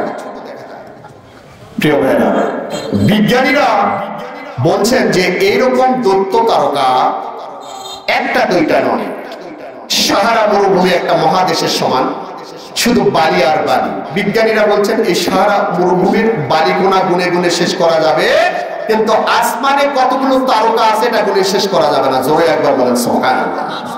এত বড় বিশাল আকাশ। আপনি বলবেন যে আল্লাহ রাসূল কি ওই তারকা পর্যন্ত গিয়েছিল মাত্র? না, আরো উপরে। আল্লাহ তাআলা কোরআনুল কারীমের মধ্যে বলছেন ওয়া লাকাদ সাইয়্যানা সামাদ দুনিয়া, আমি সব নক্ষত্রগুলোকে প্রথম আসমানের নিচে 0 পারে বাস করে দিয়ে তোমাদের জন্য সুন্দর পরিবেশ তৈরি করে দিয়েছি, আসমানটাকে সাজাই দিয়েছি। সুবহানাল্লাহ বলবেন। এখন ওই আসমানের নিচে কিছু কিছু তারকা আছে। এই তো গতদিনেও পত্রিকাতে আসছে, কিছু কিছু তারকা আছে। বিজ্ঞানীরা বলতেছেন ওই তারকাগুলো থেকে পৃথিবী তৈরি হয়েছে প্রায় ৪৫০ কোটি বছর আগে। বিজ্ঞানীদের ধারণা এই ৪৫০ কোটি বছর ধরে ওই প্রথম আসমানের নিচে যে তারকাগুলো আছে, ওই কোন তারকা থেকে একটা আলোর নিচের দিকে ধেয়ে আসতেছে। আলোর গতি বিজ্ঞানীদের মতে 1 সেকেন্ডে ১,৮৬,০০০ বর্গ কিলোমিটার। কত ভাই? ১,৮৬,০০০ বর্গ কিলোমিটার যাইতে পারে একটা আলো। বর্গ মানে চতুর্দিকে যায় 1 সেকেন্ডে। সুবহানাল্লাহ বলবেন না? বিজ্ঞানীরা বলেছেন প্রথম আসমানের নিচে আপনার আমার রব, কুদরতি রব, রব্বুল আলামিন, সর্বশক্তির মালিক, সুবহানাল্লাহি, যিনি সমস্ত দুর্বলতা অক্ষমতা থেকে মুক্ত, যিনার কারো সাহায্য সহযোগিতার প্রয়োজন নাই। ওই রব্বুল আলামিন দুনিয়ার ওই আসমানে এমন কিছু কিছু তারকা তৈরি করে দিয়েছেন, পৃথিবীর বয়স হয়ে গেল ৪৫০ কোটি বছর। এই 450 কোটি বছর ধরে ওই আসমান থেকে, ওই তারকা থেকে, ওই স্টার থেকে একটি আলো পৃথিবীর মাটির দিকে ধেয়ে আসতেছে প্রত্যেক সেকেন্ডে 1,86,000 বর্গ কিলোমিটার বেগে। প্রত্যেক সেকেন্ড, এর মিনিট, এর ঘন্টা, এর দিন, এর রাত, এর বছর, এর 12 বছর এক যুগ, এর যুগ, এর শতাব্দী, হাজার হাজার বছর, লক্ষ লক্ষ বছর, 450 কোটি বছর পার হয়ে গেল। প্রথম আসমান থেকে, প্রথম আসমানের নিচে যে তারকাটা তৈরি করা হয়েছে, এমন কিছু তারকা আছে ওর নিচ থেকে আলোটা এসে এখনো পৃথিবীর মাটি স্পর্শ করতে পারেনি। জোরে বলেন আল্লাহু আকবার। এই যে বিশাল পথ, প্রথম আসমান, প্রথম আসমানের নিচে নক্ষত্রগুলো, বিজ্ঞানীরা বলতেছেন প্রথম আসমান যত দূর মাটি থেকে নিয়ে প্রথম আসমান যত দূর, প্রথম আসমান থেকে দ্বিতীয় আসমানটা হলো সমান দূরত্বে আছে। এটা হাদিস দ্বারা প্রমাণিত। তাফসীর ইবনে কাসিরে বর্ণনা এসেছে, আল্লাহ রাসূল মেনে গেলেন। আল্লাহ রাসূল বললেন, মাটি থেকে প্রথম আসমানে উঠলাম, ওখানে যে আসমান দেখলাম, এই আসমান থেকে আবার দ্বিতীয় আসমানে উঠলাম, সমান দূরত্ব আমার কাছে মনে হলো। দ্বিতীয় আসমান থেকে তৃতীয় আসমানে উঠলাম, সমান। মসজিদে হারাম থেকে ইলাল মসজিদিল আকসা, ফিলিস্তিন পর্যন্ত। যারা বলেন আল্লাহু আকবার। প্রিয় ভাইরা আমার, বিশ্বনবী মুহাম্মদ রাসূলুল্লাহ মেরাজের রাত্রিতে তিনি শুয়ে আছেন উম্মে হানির ঘরে। সেখান থেকে দুইজন ফেরেশতা আসলেন, একজনের নাম জিবরিল আমিন, আরেকজনের নাম মিকাইল। দুই ফেরেশতা এসে আল্লাহ রাসূল তখন ঘুমে পায়ের তালাতে এরকম শিশির কাটতেছেন, শিশিরি দিচ্ছেন। রাসূলের ঘুম আস্তে ভেঙে গেল, দরজা খোলা হলো না। ছাদের উপর দিয়ে দুইজন ফেরেশতা হাতের উপর করে নিয়ে আল্লাহ রাসূল বললেন, যদিও তখন আমার তন্দ্রা কাটেনি, ঘুম ঘুম ভাব আছে, তবে আমি বুঝতে পারতেছি কে যেন আমাকে হাতের উপর দিয়ে নিয়ে যাচ্ছে। সাত পান দিয়ে উপর দিয়ে তাকে নিয়ে এসে কাবা হাতিমের উপর বসানো হলো। এরপরে তার বুক থেকে নেই যে গালার নিচ থেকে নিয়ে নাভি পর্যন্ত ছিঁড়ে দেওয়া হলো। ওর সঙ্গে নিয়ে আসা হলো জান্নাতের হাউজে কাউসারের পানি, একটি জাহাবাতিল মামলুয়া, একটা স্বর্ণের পাত্র নিয়ে আসা হলো, হাউজে কাউসারের পানি দেওয়া হলো। ওই পানির মধ্যে আল্লাহ রাসূলের ভিতরের যা ছিল, কলিজা, ফেফসা, নাড়ি ভুঁড়ি যা ছিল সবগুলোকে ধোয়া হলো, ধুত করা হলো। ফারুসিলা কালবি, তার কলবটাকে পবিত্র জান্নাতের হাউজে কাউসারের পানিতে ধোয়া হলো। যার কারণে আল্লাহ রাসূলের কোনো রাগ ছিল না, ক্রোধ ছিল না, অভিমান ছিল না, হিংসা ছিল না, বিদ্বেষ ছিল না। তিনি হলেন হলি প্রফেট হযরত মুহাম্মদুর রাসূলুল্লাহ, জোরে বলেন সাল্লাল্লাহু আলাইহি ওয়াসাল্লাম। বিশ্ব নবীকে আল্লাহ রাব্বুল আলামিন নিজ হাতে পবিত্র করে দিয়েছেন। 3 বার তার সিনা সাক করা হয়েছে, ওপেন হার্ট সার্জারি হয়ে গেল। এরপরে সেলাই দেওয়া হলো। আল্লাহ রাসূলের বিবি, আমাদের মা উম্মাহাতুল মুমিনিন আয়েশা সিদ্দিকা রাদিয়াল্লাহু আনহা বলছেন, আল্লাহ রাসূলের জীবনের শেষ পর্যন্ত ওই দাগগুলো দেখা যাচ্ছিল যেখানে কেটে ফেরেশতারা সেলাই করে দিয়েছিলেন। জোরে বলেন আল্লাহু আকবার। যেই যুগে বিজ্ঞান ছিল না, ডাক্তার ছিল না, এমবিবিএস ছিল না, এফসিপিএস ছিল না, সেই যুগে আল্লাহর রাসূল মুহাম্মদুর রাসূলুল্লাহ সাল্লাল্লাহু আলাইহি সাল্লামের ওপেন হার্ট সার্জারি হয়েছিল। সুবহানাল্লাহ বলবেন না? আজকের যে ডাক্তার রাসূলের ওই সিনা সাক থেকে, ওখান থেকে তথ্য নিয়ে এমবিবিএস করে, এফসিপিএস করে। জোরে বলেন সুবহানাল্লাহ। আল্লাহ রাসূলের কলিজাটা, তার কলবটা এভাবে দ্রুত করা হলো। এরপরে নিয়ে আসা হলো বরাক। বরাক শব্দটা হলো বারকুন, বারকুন মানে হলো বিদ্যুৎ। অর্থাৎ এমন একটা জন্তু নিয়ে আসা হলো যেটার গতি হলো বিদ্যুতের চেয়েও বেশি। জোরে বলেন সুবহানাল্লাহ। আমরা বুঝবো না, এই জন্য বোঝার জন্য আল্লাহ বিদ্যুৎ বলেছেন। আসলে বিদ্যুতের গতির চেয়ে কয়েক কোটি গুণ গতি যদি বেশি না হতো, তাহলে এই এক রাতের একটা অংশের মধ্যে এই বিশাল বড় সফর কি সম্পন্ন করা যেত? ঠিক কিনা বলেন? এই জন্য নিয়ে আসা হলো বিশ্বনবীর কাছে, বরাক নিয়ে আসা হলো। বরাকের ব্যাপারে হাদিসে বলা হচ্ছে, দুনাল বাদরি ওয়া ফাওকাল হিমার। বরাকটা হলো এমন একটা জিনিস, সাদা দবদবে, তার শরীরের কালার ছিল। এইটা ছিল গাদার চেয়ে একটু বড়, খচ্চরের চেয়ে একটু ছোট। এই জিনিসটা ইনদা আকসা তারফিহি, এটা হলো এত ছোট যন্ত্র হলো, ওর উপর যখন রাসূলকে উঠানো হলো, ইনদা আকসা তারফিহি, একটা ধাপ যে জায়গায় ফেলে পরের লাভটা যায় দৃষ্টির শেষ সীমাও পার করে দেয়। জোরে বলেন আল্লাহু আকবার। বুরাক নিয়ে আসা হলো, রাসূলকে বুরাকের উপর ওঠানো হলো। জিবরিল আমিন সফর সঙ্গী হলেন। আল্লাহ রাসূলকে এবার বুরাক টান দিয়ে নিল। এক ধাপে একটা টান দিলেন, এক টানে মক্কা থেকে মদিনাতে তাকে নিয়ে গেল। জোরে বলেন আল্লাহু আকবার। জিবরিল আমিন বললেন, ইয়া রাসূলুল্লাহ, মক্কার লোক আপনাকে গ্রহণ করলো না, কিছুদিন পরে আপনার হিজরত হবে। এই যে মদিনায় আপনি এসেছেন, মদিনাতুন নবী, তখন পর্যন্ত মদিনার নাম ছিল ইয়াসরিব। এরপরে বললেন এই শহরের নাম আপনি আগমন করার পরে হবে মদিনাতুন নবী, অর্থাৎ নবীর শহর হয়ে যাবে। আপনার রাজধানী এখানে হবে, আপনি এখানে ইসলাম কায়েম করবেন, কোরআনের শাসন ব্যবস্থা আপনি এখানে কায়েম করবেন। সুতরাং এইটার জন্য শুকরিয়া আদায় স্বরূপ 2 রাকাত নামাজ আদায় করে নিন। জোরে বলেন আল্লাহু আকবার। সময় পাইলে নামাজ পড়া দরকার আছে না নাই? আল্লাহ রাসূলের সাহাবীরা এরকম গুনাহগার 5 ওয়াক্ত নামাজ শুধু আদায় করতেন না, যখনই সময় পাইতেন নিষিদ্ধ সময় বাদে বাকি সময় নামাজ আদায় করতেন। বিপদে পড়লে নামাজ আদায় করতেন। আর আমরা বিপদে পড়লে পীরের মাজারে যাই, ঠিক কিনা বলেন? 2টা মুরগি জবাই করো, পোলাও কোরমা রান্না করো, পীরের মাজার যাই বলে বাবা আমি তো নিঃসন্তান, তুমি কি দেখতে পাও না? আরে বেটা, পীর তো মারা গেছে, উনি দেখবে কেমনে? আল্লাহ দেখার ক্ষমতা দিলে দেখবে, না হলে কি দেখতে পারবে? তো পীরের কাছে যাও, কারণ যিনি সব সময় দেখেন। লা তাখুযুহু সিনাতুন ওয়ালা নাওম, আল্লাহ তোমরাতে যান না, নিদ্রাতেও যান না। রাত 12টার দিকে যদি ডাকেন তাও আল্লাহ সাড়া দেয়, 3টার দিকে ডাকলেও সাড়া দেয়, দুপুরে ডাকলেও সাড়া দেয়, সকালে ডাকলেও সাড়া দেয়। যে ডাকে না তার উপর আল্লাহ বেজার হয়, আর যে বেশি বেশি চায়, বেশি বেশি ডাকে, আল্লাহ তার উপর খুশি হয়ে যায়। যারা বলেন আল্লাহু আকবার। প্রিয় ভাইরা আমার, আল্লাহ রাসূলকে মদিনায় 2 রাকাত নামাজ পড়ানো হলো।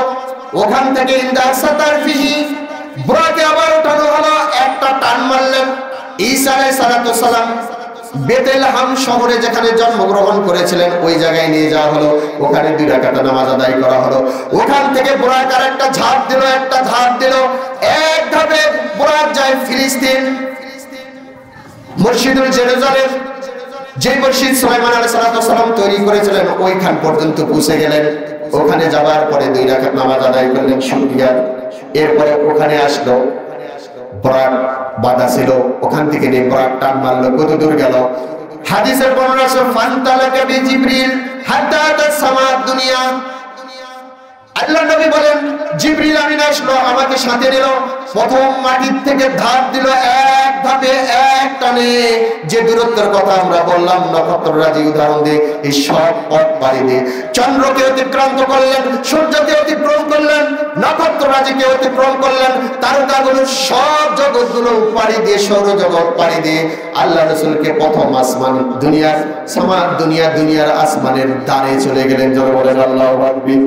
এইবার জিবরিল আমিন ডাক দিচ্ছেন, ফাকিল আমার ডাক দিয়ে বলতেছেন, আদা সামাদ দুনিয়া ফাকিল আমার মানহাজা।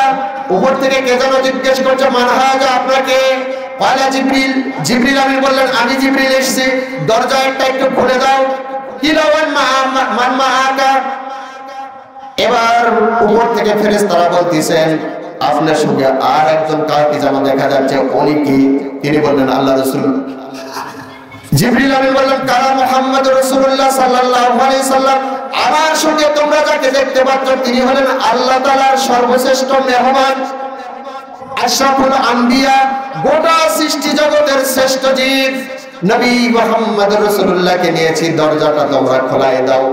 এবার মারহাবা জানানো হলো, দরজাটা খুলে দেওয়া হলো। দরজা যখন খুলে দিলেন, আল্লাহ নবী বলেন, আমি দরজার খোলা অবস্থায় জিবরিলের সঙ্গে যখন আসমানের উপরে উঠলাম, দেখলাম ওই আসমানের দরজাটা, যেটাকে বাবাল হাফাজা বলা হয়, বাবে হাফেজা, দুনিয়ার আসমানের এই দরজা, এই দরজার উপর উঠে দেখি দরজাটা পাহারা দেওয়ার জন্য আল্লাহ রাব্বুল আলামিনের একজন ফেরেশতা দাঁড়িয়ে আছে। তার নাম হলো ইসমাইল ফেরেশতা। জোরে বলেন, কি ফেরেশতা?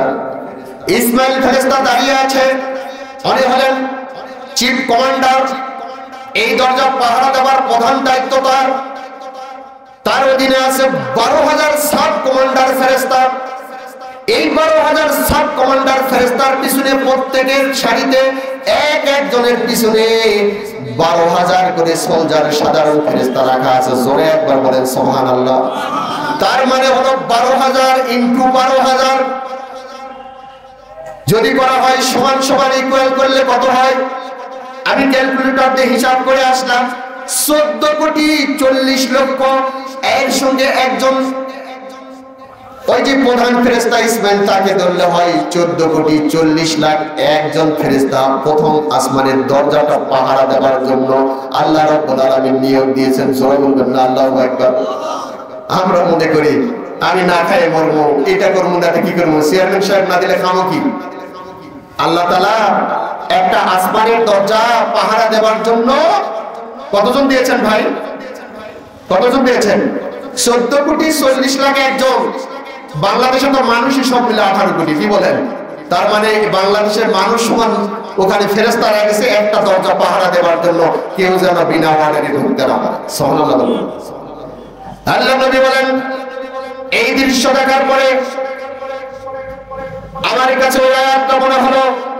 আল্লাহ রাব্বুল আলামিন যে আয়াতে কারিমায় বলেছেন, আল্লাহ তাআলা বলেছেন, ওয়া মা ইয়ালামু জুনুদা রাব্বাকা ইল্লা হুয়া। আল্লাহ তাআলা বলেছেন তোমার রবের জুনুদ সেনাবাহিনী কত সংখ্যক হবে এটা তোমার রব ছাড়া আর কেউ জানে না। জোরে বলেন আল্লাহু আকবার। এখান থেকে তিনি প্রথম আসমানে যায় দেখলেন কিছু দূর সামনে হযরতে আবুল বাশার আদম আলাইহিস সালাম বসে আছেন। আল্লাহ তাআলার ফেরেশতা জিবরিল আমিন বললেন, ওইটা হলো আবুকা, আপনার পিতা আদম, তারে আপনি সালাম দেন। সালাম দেওয়া হলো, সালামের জবাব দেওয়া হলো। সেখান থেকে আল্লাহ রাসূলকে নেওয়া হলো এমন একটা এলাকায়। সেখানে যেয়ে দেখেন কিছু মানুষ কৃষি কাজ করতেছে আসমানের উপরে। জোরে বলেন আল্লাহ। কি কাজ করতেছে ভাই? কৃষি কাজ। কৃষি কাজ করতেছে। আল্লাহ রাসূল বললেন, মান হাউলাই, আরে এরা কারা? আসমানের উপর তারা কেন কৃষি কাজ করে? জিবরিল আমিন বললেন, দেখেন ম্যাজিক আছে। কি আছে? ম্যাজিক আছে। আল্লাহ রাসূল দেখতে থাকলেন। দেখেন জমি চাষ করা হলো, বীজ দেওয়া হলো, গাছ 2 পাতা 4 পাতা 8 পাতা 10 পাতা, এরপরে গাছ গামর হলো, ধান ধরে গেল, ফসল পেকে গেল, চোখের পলকে সব ধরে গেল। ওই ফসলগুলো কেটে কেটে কৃষকগুলো নিয়ে চলে যাচ্ছে বাসায়। এমন অবস্থায় আল্লাহ রাসূল জিজ্ঞেস করলেন, এটা কি দেখানো হলো আমাকে? জিবরিল আমিন বললেন, এটা হলো আপনার উম্মতের সেই মিসাল দেখা হলো যারা আল্লাহর জমিনে আল্লাহর দ্বীন কায়েমের জন্য, কোরআনের বিধান কায়েম করার জন্য ময়দানে ভূমিকা পালন করে।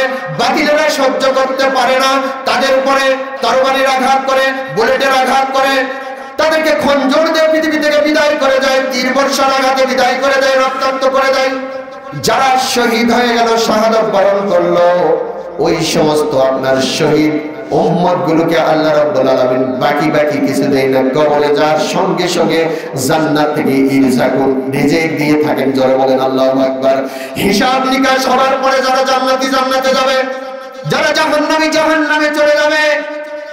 কিন্তু শহীদ যারা আল্লাহর জমিনে আল্লাহর দ্বীন কায়েমের জন্য, কোরআনের জন্য জীবন দেয়, ওই সমস্ত মর্দে মুজাহিদদের জন্য আল্লাহ তাআলা কোনো বাকি রাখেন না। তাই তোমাকে জান্নাতে দেখা হলো, ফসল দেওয়ার সঙ্গে সঙ্গে, বীজ দেওয়ার সঙ্গে সঙ্গে ফসল পেকে গেল, ডাইরেক্ট নিয়ে গেল।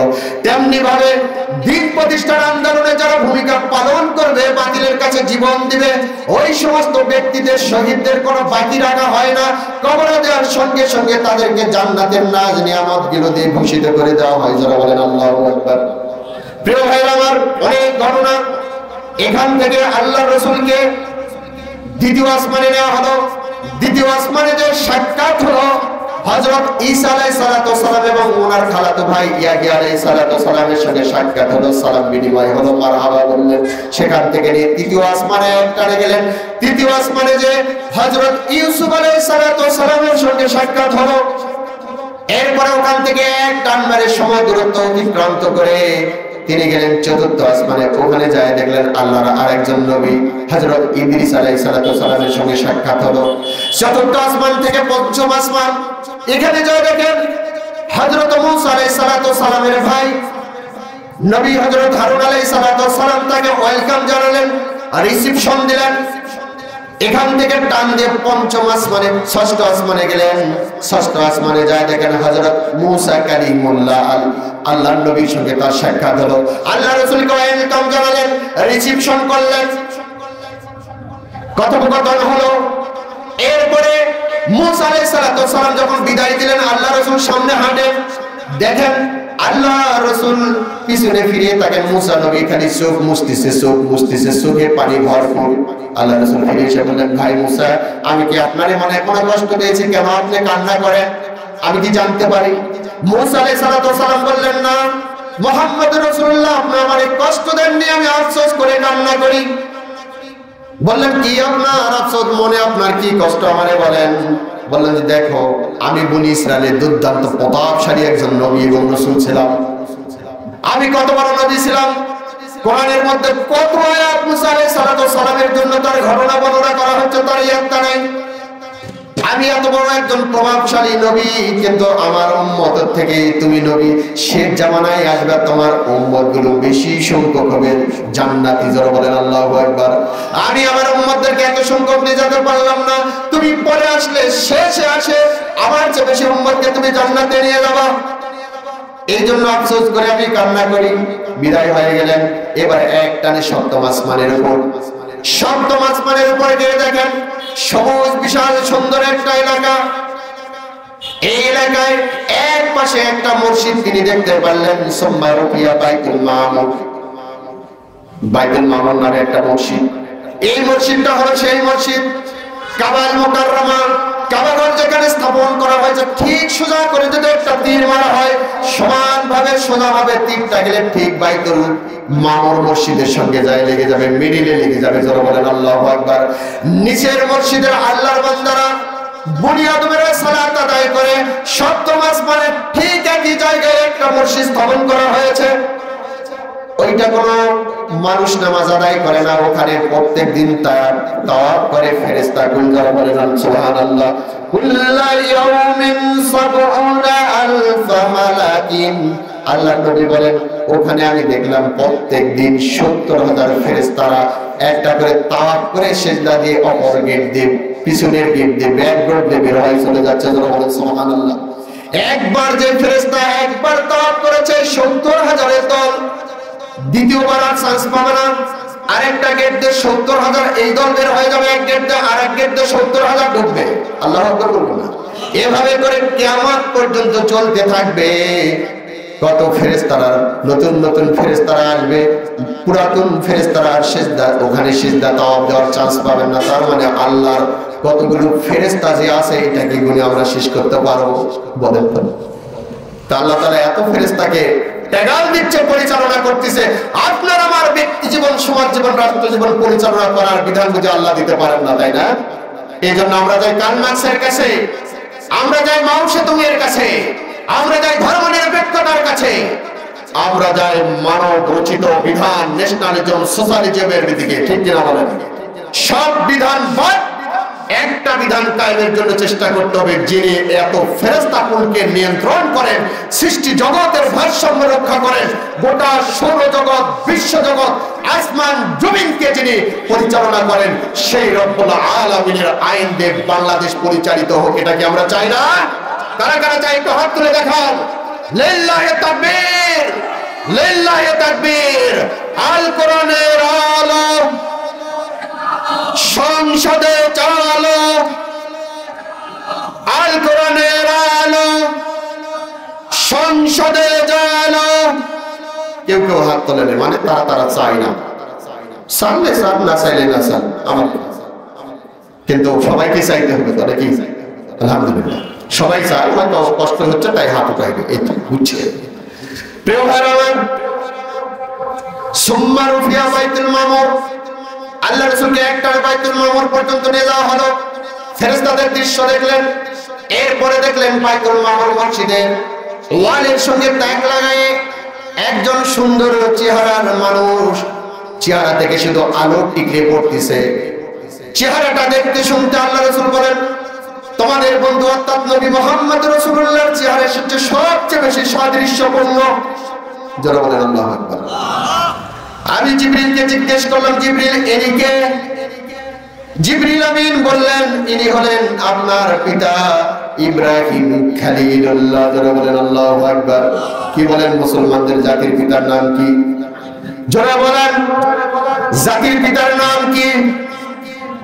বলেন না, তার মানে অন্য কাউকে জাতির পিতা মানে বুঝা গেছে। তাছাড়া জোরে হচ্ছে না কেন? ইব্রাহিম খালিলুল্লাহ, এটা জোরে বলতেছি না কেন? তাহলে বোঝা গেল যে কিছু কিছু মানুষ এখনো অন্য কাউকে জাতির পিতা মানে নাকি মানে না। তাহলে এবার জোরে বলেন, জাতির পিতার নাম কি? জোরে বলেন। ইব্রাহিম খালিলুল্লাহ। আলহামদুলিল্লাহ। ইব্রাহিম আলাইহিস সালামের চেহারা আল্লাহ নবীর চেহারার সঙ্গে সুন্দর মিল। আল্লাহ নবী যে তাকে সালাম দিলেন, মারহাবা জানালেন, আল্লাহ রাসূলকে বুকের সঙ্গে জড়াই দিলেন, কোলাকুলি করলেন, বললেন মারহাবা, হে নবী তোমার প্রতি আল্লাহর রহমত বর্ষণ হোক। সেখান থেকে টান মারলেন, সুম্মা রুফিয়া সিদরাতুল মুনতাহা। আল্লাহ রাসূলকে সেখান থেকে নেওয়া হলো সিদরাতুল মুনতাহা। সিদরুন মানে হলো বড়ই, মুনতাহা মানে হলো বর্ডার। তার মানে বর্ডার এলাকার বড়ই বৃক্ষ। আল্লাহ রাসূল বললেন বর্ডার এলাকা মানে এইটা হলো এই এরিয়ার ভিতরে ঢোকা, আর কারো পারমিশন নাই, কোন ফেরেশতা কোন মানবগুলো আর কেউ ঢুকতে পারেন না। কিন্তু আজকে নবী মুহাম্মদ রাসূলুল্লাহ সাল্লাল্লাহু আলাইহি সাল্লামকে ওই বর্ডারে নিয়ে যাওয়া হয়েছে। বর্ডারে যাওয়ার পরে আল্লাহ রাসূল বললেন ওখানে আমি কিছু জিনিস দেখলাম, কিলালিল হাজার মিসলু আজানিল ফিলা। ওখানকার গাছ, যে বড়ই গাছের পাতাগুলো দুনিয়ার গাছের বড়ই পাতাগুলো বড় হয় না, ছোট হয়, গোল গোল ছোট ছোট হয়, কিন্তু এই বড়ই গাছের পাতাগুলো হলো অনেক বড় বড়, বোরগুলো অনেক বড়, মটকার সমান সমান এক একটা বোর। মিসলু আজানিল ফিলাতি, ওই গাছের পাতাগুলো দেখলাম হাতির কানের সমান বড় বড়। ওখানে আমি দেখতে পেলাম খসখসানি শব্দ হচ্ছে। জিবরিলকে বললাম জিবরিল কিসের শব্দ হয়? জিবরিল আমিন বললেন মুহাম্মদ রাসূলুল্লাহ পৃথিবীতে যতগুলো মানুষ শুরু থেকে শেষ পর্যন্ত জন্মগ্রহণ করবে ওই মানুষের সংখ্যা যতগুলো, এই বড়ই গাছের পাতার সংখ্যা ততগুলো। জোরে বলেন আল্লাহু আকবার। প্রত্যেক মানুষের অ্যাড্রেস নাম ওখানে লেখা আছে। আব্দুর রহিমের ছেলে আব্দুল আর রাজ্জাক, তিনি 50 বছর বাঁচবেন, কি চাকরি করবেন, কয়টা সন্তান হবে, কোন এলাকায় বসবাস করবেন, কোন দিন কি দিয়ে ভাত খাবেন, ওনার বিবাহ 2টা হবে না 3টা, নাকি একটাই বই হবে, সবকিছু লেখা আছে ওখানে। যেদিন হায়াতের সময় শেষ হয়ে যায় ওই সিদরাতুল মুনতাহার ওই সিদরুল বড়ই গাছ থেকে একটা পাতা নিচে পড়ে যায়। পাতা পড়ার সঙ্গে সঙ্গে মালাকুল মউত আজরাইল ফেরেশতা এসে পাতাটা উঠাই নিয়ে দেখেন নাম কি লেখা আছে। নাম আছে আব্দুর রহিম। গ্রাম কোথায়? এই গ্রামের নাম কি?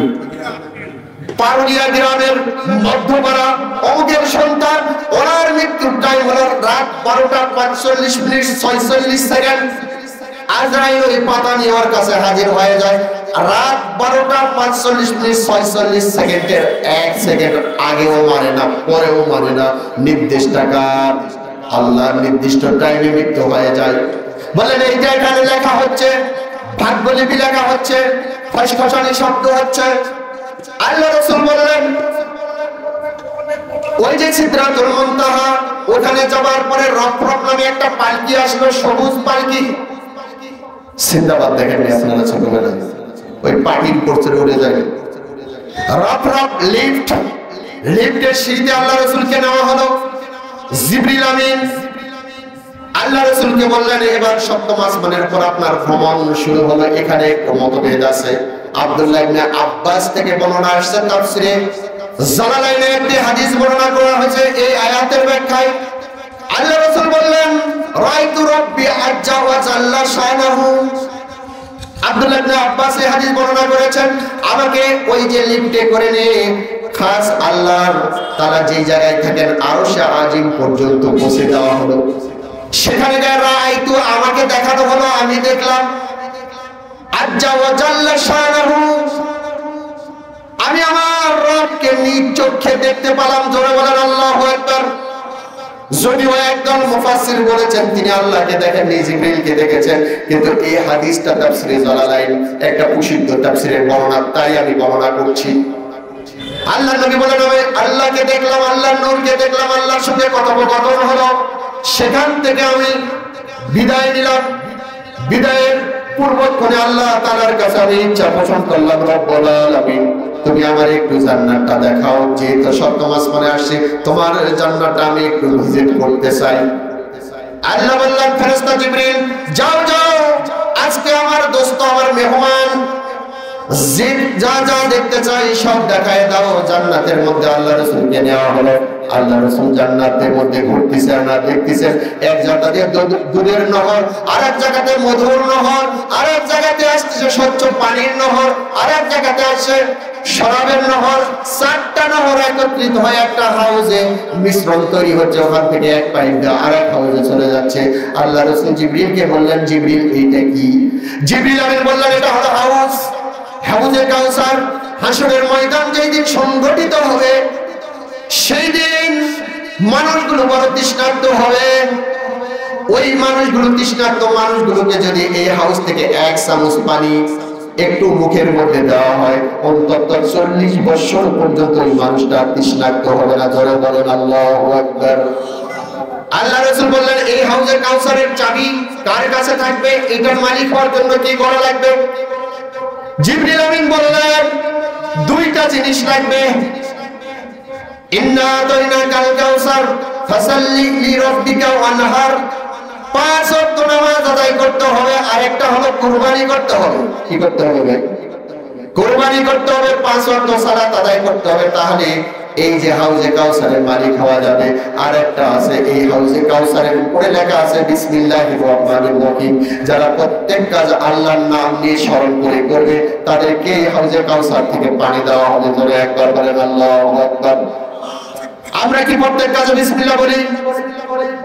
প্রত্যেক কাজে যদি বিসমিল্লাহ বলা হয়, কোন ব্যক্তি যদি ঘুষখোর হয় চেয়ারে বসে ঘুষের টাকা নেওয়ার সময় বিসমিল্লাহ বলা দরকার আছে না নাই? এখন ঘুষ খাবে বিসমিল্লাহ বললে ঘুষ খাওয়া যাবে। সুদের ব্যবসা করে যারা সুদের টাকা নেওয়ার সময় বিসমিল্লাহ বলতে পারবে। তার মানে প্রত্যেক কাজে যারা বিসমিল্লাহ বলবে, আল্লাহকে স্মরণ করে দোয়া করে করবে, ওই ব্যক্তি তো খারাপ কাজ করতেই পারবে না। ঠিক কিনা বলেন? আর যে খারাপ কাজ করতে পারবে না ওর জন্য তো হাউজে কাউসারের বরাদ্দ থাকবে। ঠিক কিনা বলেন?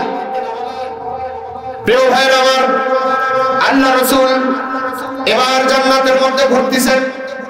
ঘুরতে ঘুরতে দেখেন জান্নাতের একটা পথ, পার্কের পথগুলো দেখেন না ইট বিছানো থাকে, জান্নাতের মধ্যে একটা পথ দেখতে পেলেন, ওইটা ইট বিছানো আছে। ইটগুলো হলো স্বর্ণের ইয়াকুত মারজান পাথরের। জোরে বলেন আল্লাহু আকবার। দুপাশে গাছ লাগা আছে, ফুলের গাছ, রজনীগন্ধার স্টিক। জান্নাতের দুনিয়ার পচা স্টিক না, লাল রক্তিম বর্ণের গোলাপগুলো প্রস্ফুটিত হয়ে একটা আরেকটার সঙ্গে জান্নাতের হালকা বাতাসে যেন ফুলগুলো দোল খাচ্ছে, সুবাস ছড়ে দিচ্ছে, চলদের মোহিত করে দিচ্ছে পরিবেশটাকে। আল্লাহ রাসূল সামনে থেকে হাঁটেন হাঁটেন, হঠাৎ করে সিরাত ইবনে হিশামের বর্ণনায় আসছে একজন সুন্দরী নবযৌবনা যৌবনে টলিটম্বরে জন্নারে সামনের দিকে আসতেছে। আল্লাহ রাসূল জিবরিলকে বললেন মান হাউলাই, ওই যে ওটা আসতেছে ওইটা কি? বলল ওটা জান্নাতের হুর।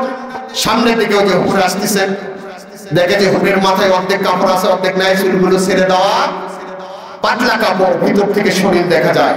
হাদিসের বর্ণনায় আসছে পারফিউম চতুর্দিকে সুবাসে সুশোভিত, মুস্কি হাসতেছে আর সামনের দিকে আসতেছে। এই অবস্থায় কোন নারীর দিকে তাকা কি যাবে? দুনিয়াতে যাবে না, কিন্তু জান্নাতে যাবে না? যাবে না। জান্নাতে কোনো শরীয়ত নাই, জান্নাতে মনে যা চাবে তাই করা যাবে। আল্লাহ রাসূল কি দুনিয়ায় আছেন না জান্নাতে আছেন? জান্নাতে আছেন। তার জন্য তো আমরা জায়েজ না জায়েজের কোনো ফতোয়া দিতে চলবে না। আল্লাহ রাসূল যখন ওই হুরটির সামনে আসলেন, হুরকে জিজ্ঞেস করলেন তুমি কে, তুমি কার জন্য? দুইটি প্রশ্ন। জান্নাতের ওই নারী সুন্দরী নবযৌবনে টইটম্বর যুবতী নারীটা বললেন ইয়া রাসূলুল্লাহ, আপনি তো জান্নাত দেখার জন্য এসেছেন, আমি হলাম আপনার পালক পুত্র যায়েদ বিন হারিছার জন্য আল্লাহ তাআলা আমাকে তৈরি করেছে, আমি জান্নাতের একজন রমণী হুর। জোরে বলেন আল্লাহু আকবার। আল্লাহ রাসূল বললেন তুমি কেন যায়েদের জন্য হলো, আমার জন্য নয় কেন? হুরটি লজ্জা পেয়ে বললেন ইয়া রাসূলুল্লাহ, ইয়া হাবিবাল্লাহ, আপনি কি বলতেছেন? আমার মতন এত কম দামি হুর কি আল্লাহ আপনার জন্য দিবেন? আপনার জন্য আমার যে লক্ষ কোটি গুণের আরো উন্নত হুরগুলো আল্লাহ তাআলা সংরক্ষিত করে রেখে দিয়েছেন। যারা বলেন আল্লাহু আকবার। আপনি বলেন আল্লাহ নবী, আমাকে আল্লাহ তাআলা তৈরি করেছে আপনার পালক পুত্র যায়েদ বিন হারিসার জন্য। রাসূল বললেন, কেন তুমি যায়েদ বিন হারিসার জন্য হবা? আর যায়েদ বিন হারিসা তো এখনো জান্নাতে আসেনি, তার জন্য কেন তৈরি করা হলো? কি ফজিলত আছে যায়েদ বিন হারিসার? এবার ওই হুটটি বললেন, ইয়া রাসূলুল্লাহ, ইয়া হাবিবাল্লাহ, আপনার পালক পুত্র যায়েদ বিন হারিসা মুতার প্রান্তরে রোমানদের বিরুদ্ধে একটা যুদ্ধ সংগঠিত হবে, যে যুদ্ধের নাম হলো মুতার প্রান্তরে যুদ্ধ। ওই যুদ্ধের সেনাপতির দায়িত্ব দেবেন আপনি আপনার পালক পুত্র যায়েদ বিন হারিসাকে। যায়েদ বিন হারিসা অস্ত্র নিয়ে কালেমার পতাকা এক হাতে তরবারি নিয়ে ইসলামকে কায়েম রাখার জন্য, প্রতিষ্ঠিত রাখার জন্য বাতিলের বিরুদ্ধে লড়াই করবেন, সংগ্রাম করবেন, যুদ্ধ করবেন। এই যুদ্ধের ময়দানে একসময় বাতিলদের ওই তরবারির আঘাতে যায়েদ বিন হারিসার একটা হাত কেটে যাবে, অপর হাতে তরবারি ধরবেন, ওই হাত কেটে দেওয়া হবে, পা কেটে দেওয়া হবে, রক্তাক্ত করে দেওয়া হবে। এক সময় তিনি শাহাদাত বরণ করবেন। তার শাহাদাতে রব্বুল আলামিন এত বেশি খুশি হয়ে যাবেন, যার কারণে আল্লাহ রব্বুল আলামিন তার এখনো মুতার প্রান্তরে যুদ্ধ হয়নি, শহীদ হননি, কিন্তু আল্লাহ তাআলা যুদ্ধ না হবার আগে, শহীদ না হবার আগে আল্লাহ তাআলা তাকে আমাকে তার উপহার হিসাবে তৈরি করে জান্নাতে রেখে দিয়েছেন। যারা বলেন আল্লাহু আকবার। প্রিয় ভাইরা, আমার কথা শেষ করি এভাবে করে, আল্লাহ রাসূল যখন ফিরতেছিলেন, ফিরার সময় আল্লাহ তাআলা তাকে দিলেন 50 ওয়াক্ত সালাত। এটাই শেষ কথা। 50 ওয়াক্ত সালাত দিলেন। 50 ওয়াক্ত সালাত নিয়ে আল্লাহ রাসূল যখন আসতেছেন, মুসা আলাইহিস সালাতু ওয়াস সালামের সঙ্গে দেখা। মুসা আলাইহিস সালাম বললেন, মা ফারাদা রাব্বুকা, তোমার রব তোমার উপর কি ফরজ করলেন? আল্লাহর নবী বলেন, আলাম্মাতিকা, হে মুসা, তোমার উপর, তোমার উম্মতের উপর আল্লাহ তাআলা তোমাকে যাওয়ার সময় কি হাদিয়া দিল, কি ফরজ করলেন? কিন্তু মুসা আলাইহিস সালাম এর এই প্রশ্নের জবাবে নবী মুহাম্মদ রাসূলুল্লাহ বললেন, খামসিনা সালাতা কুল্লা ইয়াউমিন ওয়া লাইলাতিন, আল্লাহ রাব্বুল আলামিন দিন এবং রাত মিলে মাত্র 50 ওয়াক্ত সালাত দিয়েছে। কয় ওয়াক্ত? তাও আবার মাত্র। রাসূল বলেন মাত্র দিন রাত মিলে 50 ওয়াক্ত। ওটাই যদি নিয়ে আসতো পড়া পারতাম না। মুসা আলাইহিস সালাম বললেন, যাও এরজি ফাসালহু তাকফিফা, এত নামাজ তোমার উম্মত পড়তে পারবে না, একটু কমাই নিয়ে আসো। গিয়েছেন 10 কম, আবার গিয়েছেন 10 কম, আমি বলতে পারতেছি না টোটালটা, কারণ সময় নেই। এভাবে করে কমাতে কমাতে 5 ওয়াক্ত সালাত যখন হয়েছে, আল্লাহ রাসূল এবার লুকিয়ে কোন রকম করে আসবেন, এবার যেন মুসার সঙ্গে দেখা না হয়, কারণ দেখা হলে আবার যেতে পারে, আবার যাও, বড় মুসিবত। এবার তার মুসা তো উৎপাতে আছে, যে এসেছে ধরে ফেলেছে মুহাম্মদ রাসূলুল্লাহ। মা ফারাদা রাব্বুকা, তোমার রব তোমার উপর কি ফরজ রাখলো? ওয়া উম্মাতিকা, তোমার উম্মতের উপর কি রাখলো? এবার আল্লাহর নবী বললেন, মাত্র 5 ওয়াক্ত, আর যাইতে বলিস না ভাই, যাও, হবার হয়ে গেছে। বলে না, যাও, আবার যাও, এরজি যাও, ফাসালহু তাকফিফা, সালাত আর একটু কম করে নিয়ে আসো ভাই। আমি বনি ইসরাইলকে চালাইছি, আমার অভিজ্ঞতা আছে। মাত্র 3 ওয়াক্ত নামাজ আমার উম্মতের উপর ফরজ ছিল, সেটাই আদায় করেনি। তোমার উম্মত কেমনে 5 ওয়াক্ত পড়বে? আরেকবার যা ভাই, যা। আল্লাহ রাসূলকে যখন বলছে, আল্লাহ রাসূল মাথা নিচু করে বললেন, যথেষ্ট শুকরিয়া আপনার আদায় করি ভাই মুসা, আর পারবো না, আর পারা যাবে না। বারবার একটা জায়গায় যাওয়া যায় আল্লাহর কাছে, তাও আবার কতবার গেলাম, 5 বার 10 বার গেছি, আর যাব না, যা দিয়েছে আমি এটার উপরেই সন্তুষ্ট রয়েছি। বলেন আল্লাহু আকবার।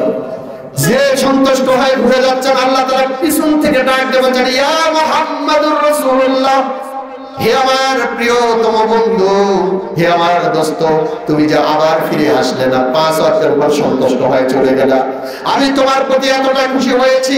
শুনে নাও, তোমার কোন উম্মত যদি এই যে 5 ওয়াক্ত নামাজ ইয়াউমিন ওয়া লাইলাতিন, দিন এবং রাতে ফরজ করা হলো, এই 5 ওয়াক্ত নামাজ যদি কোন ব্যক্তি সঠিকভাবে সঠিক নিয়মে আদায় করতে পারে, আমি আল্লাহ একবার জানি তার কমাই না।